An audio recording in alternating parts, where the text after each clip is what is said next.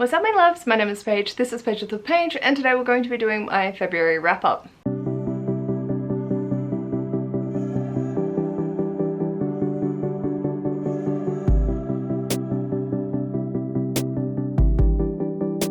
Hello my darlings, welcome to this video. Today I'm doing my February wrap up and I'm going to assume it's going to be pretty rapid fire. And also while sitting on my floor. So in the month of February I was doing 1 week 1 shelf, so I do have vlogs for all of the books that I read. I don't want to go too in detail about what each of these were and my reading experience with it, but also because I'm sick.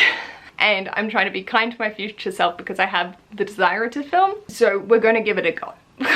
I only put clothes on because I had to go down the street. Originally, I was just going to do this in my pajamas because I was going to remove every single obstacle in my way to be able to film this. And I'm feeling okay-ish. I don't sound great and have hot cold flushes, but we're getting there, So we'll talk through the stats and then dive into the books themselves, and I'll leave a link below my 1 week 1 shelf so you can see the progression of my madness while reading these as well. In February, I read 18 books, which equated to 5,284 pages. This works out to be 182 pages per day and an average of 293 per book, which unfortunately means that my page goal of having 60% of my reads be over 300 pages has not been hit this month.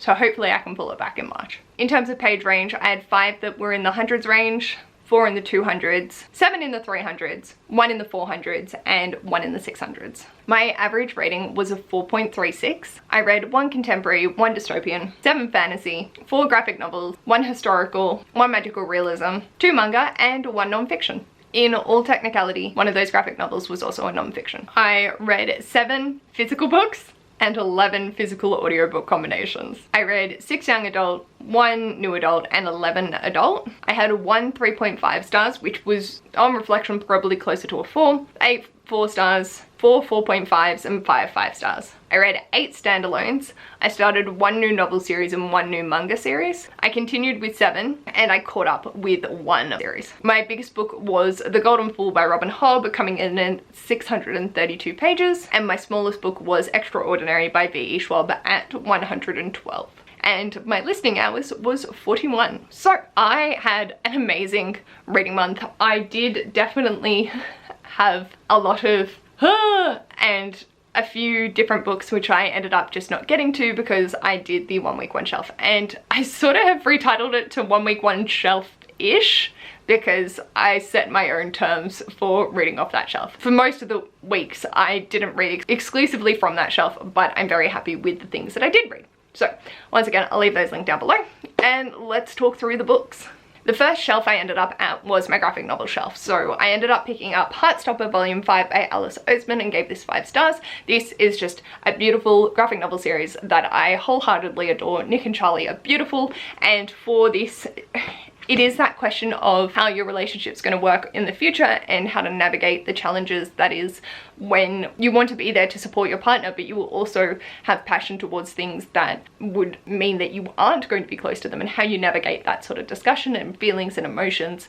And I just love Nick and Charlie's dynamic. Then I read Extraordinary by V.E. Schwab and gave this a 4.5, but mostly because the ending surprised the absolute fuck out of me. I was not prepared for this as a collection. I didn't know if I was going to enjoy it or not, and I'm still sitting on the fence if you should read this after the first villains book or after the second, which is what I did, but that's only because I just read the second one and have now got to this. So I definitely think you should read at least the first one before diving into this, which it's just very interesting in the way that they go about it and the friendship dynamics in this. Then I read Everything Is Okay by Debbie Tung and gave this 5 stars. This is absolutely beautiful. The way that they talk about their anxiety was just, ooh, painfully relatable, but also beautiful in their growth and understanding of their own mental health and being able to make those changes to make it not so controlled. And when you have depression, you're going to have bad days, but making sure that those bad days don't feel like they're endless and that you can't get out of it, even if it is going on for a long while. Having that growth in yourself to find your passion again. And it was just really beautiful seeing Debbie's experience throughout their memoir of navigating that. Then I read The Prince and the Dressmaker by Jen Wang and gave this a 4.5. I thought this was really sweet and I really appreciated the relationship dynamics between our two protagonists, but the prince pissed me off, which is why it wasn't a 5-star, but I adored the growth throughout the story and being able to come into ownership of yourself and your work. It was just really, really, really beautiful and had me absolutely cackling out loud at the end, so love that. And then I finished that within the first 2 days of the month, and those were all the graphic novels that I owned that I hadn't read on that shelf. So we ended up pulling the next shelf, and that ended up being Ash's a lot of translated works, and the panic set in. So I ended up next picking How High We Go in the Dark by Sequoia Nagamatsu and gave this 5 stars. This was exceptional. I really just think people should go in blind because that's how I did. The initial story is probably the weakest point, which is so unfortunate because once you get into it and everything starts weaving together and we continue to see the flow-on effect, amazing. It is a pandemic book though, so just be warned of that, but we are following a lot of different characters and their experiences and through the progression of time. The ending blew my mind and there were so many points in this that I was just tearing up because of the way that they managed to write it so beautifully, but also so harrowing. It's not a light read, but it is exceptionally crafted, and it's just one of those that's going to sit with me for a long ass time. And if anyone reads this and gets up to, let's just say you get to the point that you think I would be like, oh god, feel free to message me because, oh god. And then following on from that, I read Before Your Memory Fades by Toshikazu Kawaguchi and gave this 5 stars as well. I love the Before the Coffee Gets Cold series, and this is the 3rd installment in that. And we're just continuing on with the stories. They're short stories following different people coming into this cafe to time travel because that is one of the things, but you have to follow the rules and you have to be back before your coffee gets cold. And the premise of this and the exploration that they follow through for the different relationship dynamics has been something that I've felt so drawn into throughout this entire series. We're following different kinds of people. It's not just like mother-daughter relationship, it's this relationship and these people bringing this to the relationship, and so it's always different even if the baseline is the same. And I just think it is so well done, and I have so much fun with this, even though I'm probably going to sob my eyes out at a couple of relationship dynamics because why not? So that took us to the end of the week, and the next week that I got was my hobby shelf. So I knew that there was no way I was going to get through more than one hobby in a week. I also think that was my birthday week, so my mum was here. There was a lot going on. But I ended up picking up The Golden Fool by Robin Hobb, 5 stars. Robin Hobb knows how to write a fucking narrative. The characters in this, just my soul leaves my body. I've got validation for something that I have been thinking on this entire time, which was fabulous. And my entire heart and soul is with this series. This is the 8th book in the realm of the Elderling series, and you definitely have to have read both series before starting into this because we are following Fitz as we continue on and shit goes down. I'm currently reading the 3rd one and I have blurred the two together in my mind, so that's great. I really enjoy the characters and the way that they go about navigating the different political sections of this world and the merging of our stories, and the characters involved with that just make me extremely happy. So very happy to have continued on with this. Next up, I read The Mysteries of Thorn Manor by Margaret Rogerson, which I gave 4 stars. This is a companion little story to Sorcery of Thorns. It's beautiful. I love these characters. I had so much fun when I read Sorcery of Thorns, and when this came up, because we ended up moving on to this bottom shelf here, I knew that I was gonna give myself a treat and read the shortest thing on there and just be back with the characters that I love.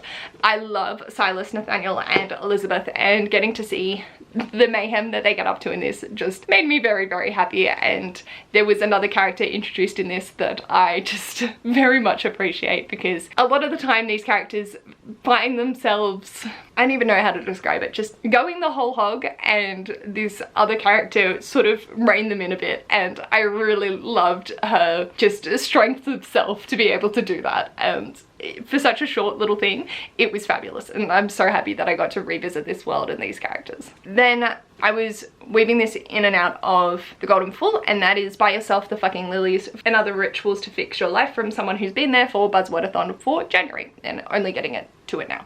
And this is by Tara Schuster. I gave this 4 stars. I found that there were a lot of relatable moments in this, and it is a lot of breaking down different components of your life, like looking after your mind, looking after your body, and looking after your relationships, and the different elements that go along with that, and trying to make it in a way that is plausible to actually start implementing the things into your life. And I appreciated that a lot of it was backed by therapy.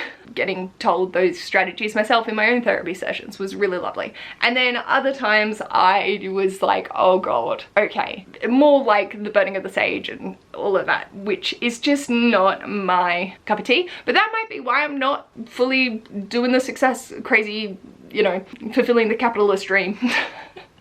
I'm not mad at it, and I'm glad that I read it. I think if someone is really in a tough situation and hit rock bottom and want to work their way out of it, this would be a good starting point. But as someone that is already starting on the ladder of what's the word I'm even looking for? Self-love?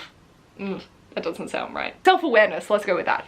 I found some of the points to either lend to that or not, which you're going to get in any non-fiction. And I think it's really fascinating the way that she chose to narrate this, in the sense that it's very much she's talking to you. It's, I know that you wouldn't do this, I know you can do that. And I like that. Listening to the audiobook would definitely be the route to go for this one as well. But if you want to buy yourself the fucking lilies, I think it is a good starting point for that. Then I read An Arrow to the Moon by Emily Axar Pam. This is my 3.5 4 stars, for the sole reason that that ending made me question everything.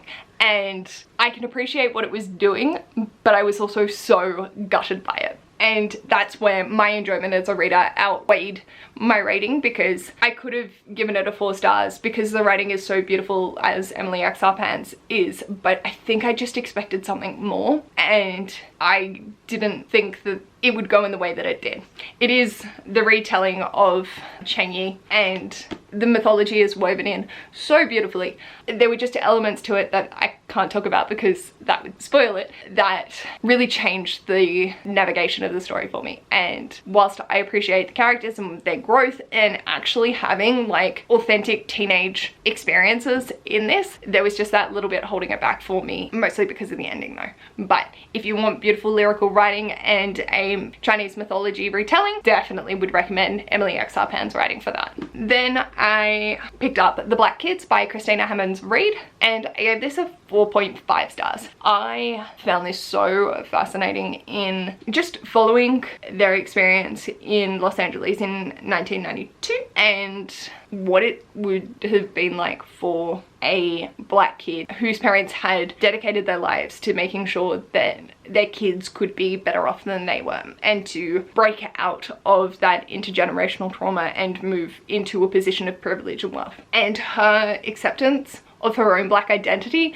being in a majority white school with that privilege and having very privileged friends, was a very interesting navigation, following her life through the LA riots. And it's just her everyday existence with this going on in the backdrop, and it was brilliantly explored because you were feeling the fear, you were feeling that self-discovery of, hold on, like this is part of my identity. You have characters that are more vocal and politically charged, whereas she just sort of wants to chill and hang with her friends. And seeing her progression throughout it, brilliant. It was very, very well done. The last shelf that we got was Ash's favorites, but I still had Bookymon, my book all revisited, and a whole TBR to get through. So I ended up picking up Orphea by Joanne M. Harris and gave this a 4 stars. It is beautiful. The story of it, absolutely exquisite. The illustrations in it are so interesting.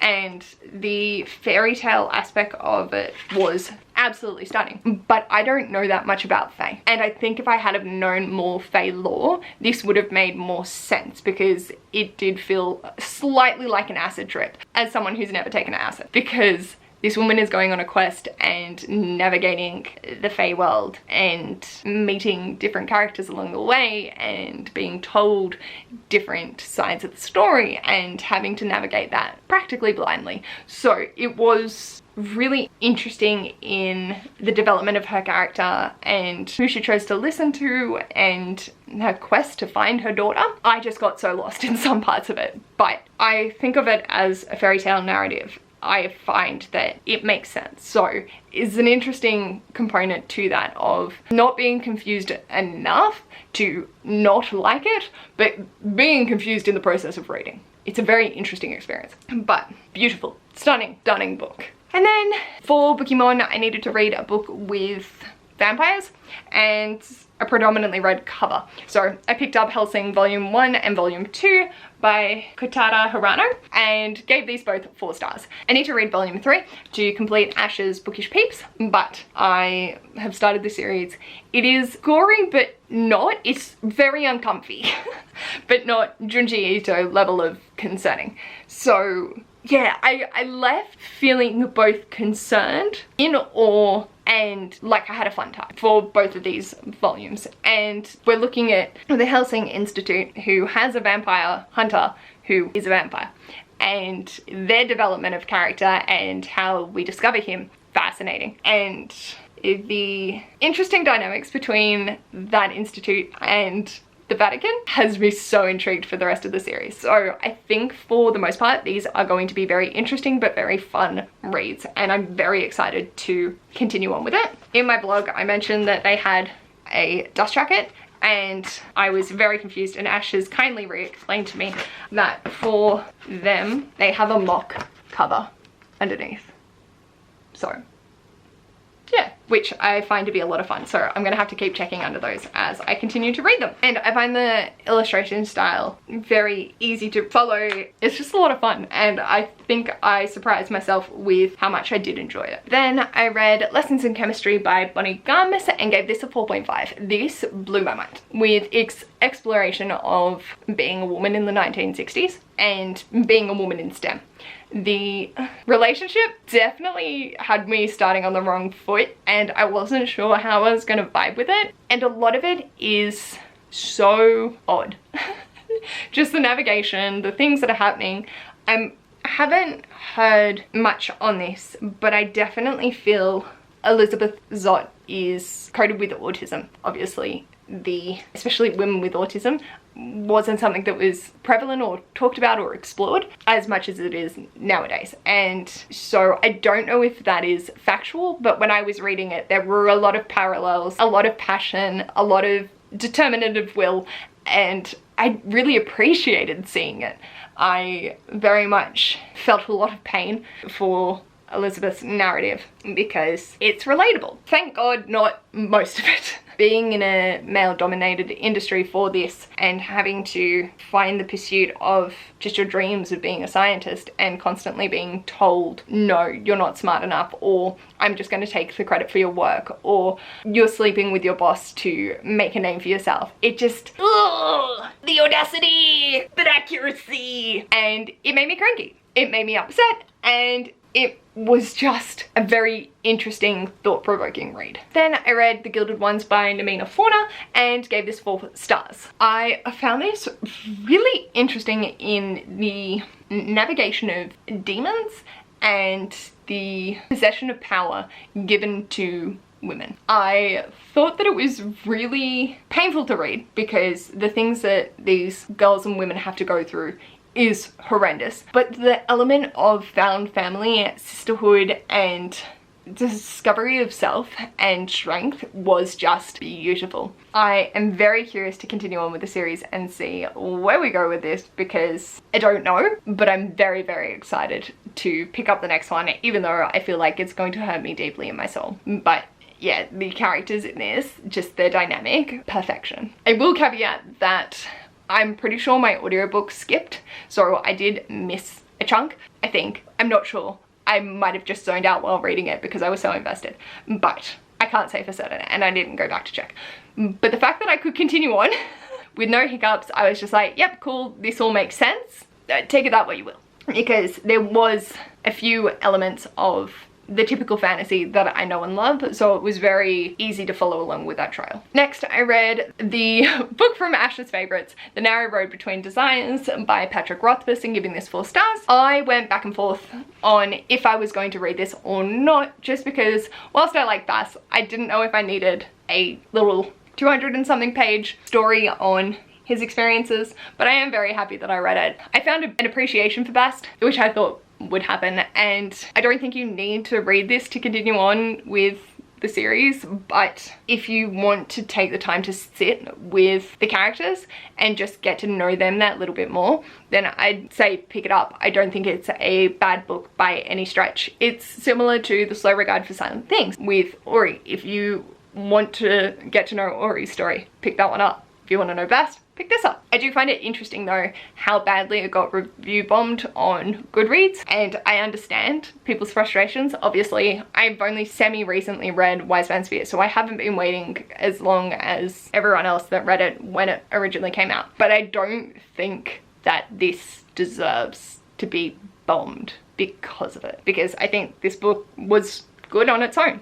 I understand that there are critiques, and I don't think it is the perfect book, but if you want Pat's beautiful lyrical writing style, you want to know more about Bass, this is going to fill that for you. If you don't care about Bass and don't want to get to know more about it, I don't think it's going to offer anything, and you will be wasting your money. So who knows, if the third one does come out and that opinion changes, I will update it in due course. And then the final book that I read for February was The Wicked King by Holly Black. And I gave this 4 stars. I definitely enjoyed this more than The Cruel Prince, and I didn't expect that. I cannot tell you anything about The Cruel Prince, just the protagonist, and people were mean. I couldn't tell you anything else. So this had me actively engaged. I was reading it in the last 2 days of the month and panicking that I wasn't going to get it done because that's a decent amount of pages when I was still working on top of it. But I didn't struggle at all. It was very easy to fly through. I really liked the character dynamics in this, and very excited to continue on with the third one, seeing where we've ended this on. So I think that for me it was stronger than The Cruel Prince. I don't know if that's an unpopular opinion or not. I really haven't looked into it, but I think that the characters are a lot stronger and a lot more memorable in this. So very happy that I picked it up. Oh dear God. I don't think I even have enough room sitting on the floor. Ugh. Regret. Many regrets. So this is the stack that I read in February. Holy mother of sweet Lord. Nearly broke myself. Let me know in the comments how your February went. Was there anything that was an absolute standout, new favorite read? Let me know in the comments down below. Anything you want to let me know about your reading so far, and how you're feeling towards your goals, because oh dear God, my page goal. I'm so not mad because I needed short things, but God damn it, it's only the 2nd month. But yes, like I said, let me know anything you want to let me know in the comments down below. And if you like this video, feel free to give it a big thumbs up. And if you'd like to see more of this mess, feel free to subscribe. I'll hopefully see you in my next video. Bye!